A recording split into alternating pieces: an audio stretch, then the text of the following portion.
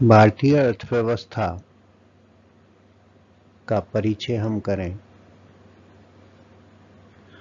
भारत विश्व का 7वां बड़ा देश है और देखें तो प्रचुर संपदा भारत में मौजूद है। सभी दृष्टि से भारत संपन्न देश है।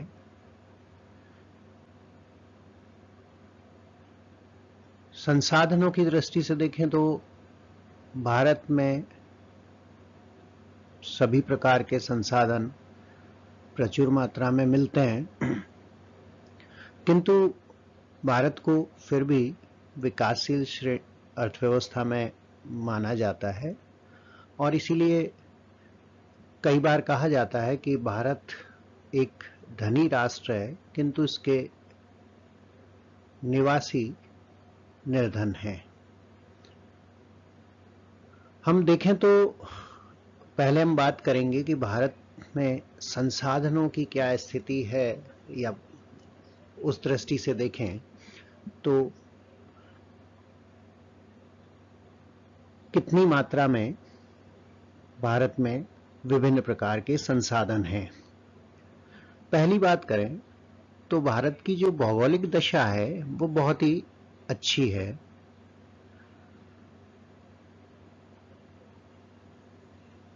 यहाँ उष्ण और शीतोष्ण जलवायु दोनों तरह की स्थितियां मिलती है। कर्क रेखा भारत के लगभग मध्य से गुजरती है। ऐसे में सर्दी गर्मी दोनों दशाएं भारत में हैं। यह जलवायु की दशा काफी उपयुक्त है। हम और अन्य यूरोपीय देशों से देखें जहां की अधिकांश समय ठंडी स्थिति होती है, ठंड की दशा होती है, उसकी तुलना में हमारे यहाँ गर्मी भी है, सर्दी भी है। तो उष्ण और शीतोष्ण जलवायु की जो दशा है वह हमारे लिए बहुत लाभकारी है। इसके साथ ही हिमालय की स्थिति हमारे लिए बहुत ही उपयुक्त है। हमें वर्ष भर पानी उपलब्ध होता है। दूसरी तरफ दक्षिण में समुद्र तट है। दक्षिण का भाग काली मिट्टी का पठारी भाग है। हिमालय से नीचे हमारा गंगा बेसिन, गंगा यमुना ब्रह्मपुत्र का बेसिन है, जो कि बहुत ही उपजाऊ है।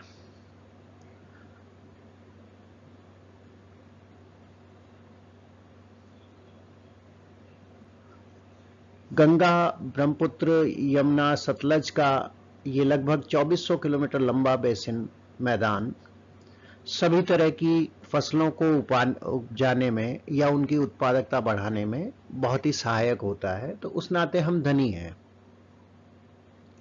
समुद्र तट है, मैदान है, नदियां हैं, पठार है।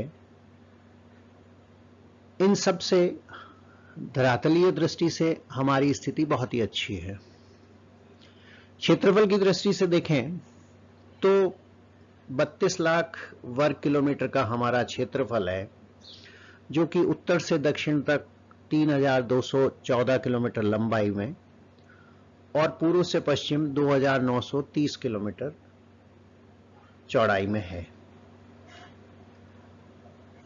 इस विस्तृत भूभाग के साथ एक स्थिति हमारी है कि पर्याप्त हमारे पास खनिज भंडार हैं। खनिजों की विभिन्नता हमारे यहाँ मौजूद है। अभ्रक, जिप्सम, मैग्नीज, तांबा, जस्ता, कोयला इत्यादि, खनिज तेल आदि खनिज हमारे यहाँ मिलते हैं। खनिजों की दृष्टि से हम इसको कह सकते हैं कि बहुतायत में सभी प्रकार के खनिज, बहुतायत कुछ खनिजों के लिए है, सभी प्रकार के खनिज पाए जाते हैं। इसके बाद आता है कि वन संपदा में भी हमारी स्थिति अच्छी है। लगभग 22 से 23% भूभाग पर वन संपदा हमारी मौजूद है और सभी प्रकार के वन हमारे पास हैं। सदाबहार, पर्वतीय, कांटेदार वन हमारे यहाँ पाए जाते हैं। हिमालय के क्षेत्र में के वन भी हैं, दक्षिण के पठार के वन भी हैं। इन सब से हमें लकड़ी, गोंद, लाख, चंदन, तेल, रबर, रेशम, विभिन्न प्रकार के वस्तुएं प्राप्त होती है। साथ ही इन वनों के में विभिन्न पशु पक्षी पाए जाते हैं। वन की दृष्टि से भी हम काफी संपन्न हैं। एक और बात है कि हमारे पास पर्याप्त जल संसाधन हैं। नदियां हम देखें तो गंगा, यमुना, सतलज, रावी, व्यास, नर्मदा, ताप्ती, महानदी, कृष्णा, कावेरी, गोदावरी इत्यादि नदियां हैं जो कि वर्ष भर प्रवाहित होती है। ये बड़ी नदियां और इनकी सहायक नदियों से हमारे पास पर्याप्त जल संसाधन मौजूद हैं, जिनसे कि हम कृषि कर पाते हैं, सिंचाई की सुविधा उपलब्ध हो पाती है हमारी, और इस जल संसाधन से हम जल विद्युत भी उत्पादित करते हैं। इसके बाद हम देखें तो शक्ति के साधन ले हम तो हमारे पास कोयला के काफी बड़े भंडार हैं। जल विद्युत के लिए हमारे पास काफी मात्रा में जल उपलब्ध है। खनिज तेल भी हमारे पास कुछ मात्रा में उपलब्ध है। समुद्र तट भी हमारा बहुत ही संपन्न है।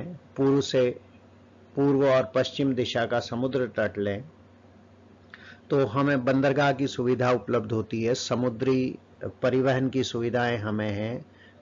बड़े बंदरगाह हमारे पास हैं जो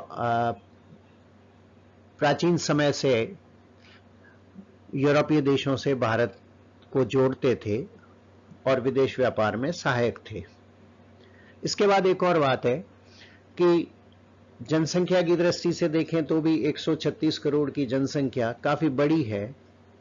मानवीय संसाधन हमारे पास काफी हैं। एक और बात है कि पशुधन भी के संदर्भ में भी हमारी स्थिति काफी अच्छी है। लगभग 54 करोड़ पशु हमारे यहाँ हैं, जो कि गाय, भैंस, ऊंट, भेड़, बकरी आदि सभी हैं, जिनसे हमें दूध, घी, खाद, चमड़ा, हड्डियां आदि मिलती हैं। और यातायात में भी हमारे यहाँ पशुधन इस्तेमाल होता है। कृषि कार्य में भी पशुधन का इस्तेमाल अभी भी होता है। तो इन सब दृष्टि से हम देखें तो भारत बहुत ही संपन्न देश है, जिसके पास बहुत बड़ी मात्रा में संसाधन मौजूद हैं। और इस दृष्टि से हम कह सकते हैं कि भारत एक धनी राष्ट्र है, जिसके पास काफी मात्रा में संसाधन है। ये बात हुई एक पक्ष की। अब हम दूसरे पक्ष की बात करेंगे अगले भाग में, जिसमें हम चर्चा करेंगे कि इस सब साधनों के बावजूद भी हम अभी भी विकासशील अर्थव्यवस्था में क्यों हैं, या हमारे यहां अभी भी आय का स्तर कम क्यों है। ये चर्चा हम अगले भाग में करेंगे।